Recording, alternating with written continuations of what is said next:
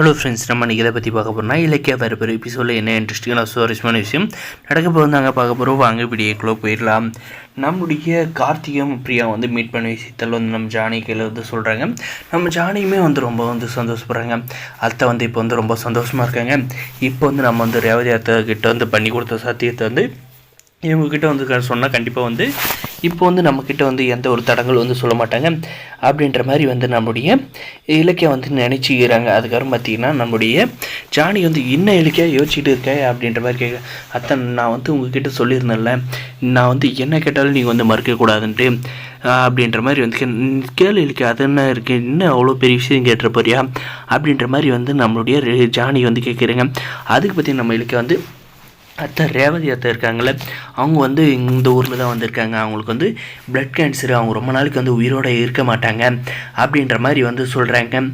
என்ன இலக்கிய சொல்கிற, நான் எத்தனை அந்த ஊரில் இல்லை அப்படின்னு நினச்சி, உனக்கு எப்படி அந்த ஊரில் இருக்கா, அவ்வளோ பிளட் கேன்சர்னு தெரியும் அப்படின்ற மாதிரி கேட்டதுக்கு, அவங்கள நான் தான் இந்த ஊரில் நான் டீச்சராக போயிருந்த ஸ்கூலில் தங்க வச்சு வேலையை வாங்கி கொடுத்துருந்தேன். அவங்களுக்கு இப்போ பிளட் கேன்சரத்தை அவங்களுடைய கடைசி ஆசையை கௌதமோட மடியில் தான் அவங்க உயிரும் போடணும்னு ஆசைப்பட்றாங்க அப்படின்ற மாதிரி பார்த்தீங்கன்னா நம்மளுடைய இலக்கியம் சொன்னதுக்கு, இதுக்கு நான் ஒத்துக்கவே மாட்டேன் இலக்கியா, அவங்க தான் சாக போகிறாளே, கௌதமுக்கு இந்த உண்மை தெரியக்கூடாது, நீ எனக்கு சத்தியம் பண்ணியிருக்க, அதுவும் போக கௌதமுக்கு நீ எப்பவுமே ரேவதி தான் அவனுடைய அம்மான்றதை சொல்லக்கூடாது அப்படின்ற மாதிரி எல்லாமே சொல்கிறாங்க.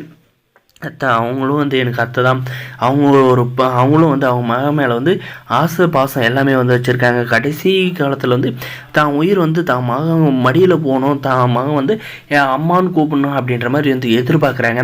நான் அவங்களுக்கு சத்தியம் பண்ணி கொடுத்துட்டேன். ஆனால் அதை என்னால் நிறைவேற்ற முடியும்.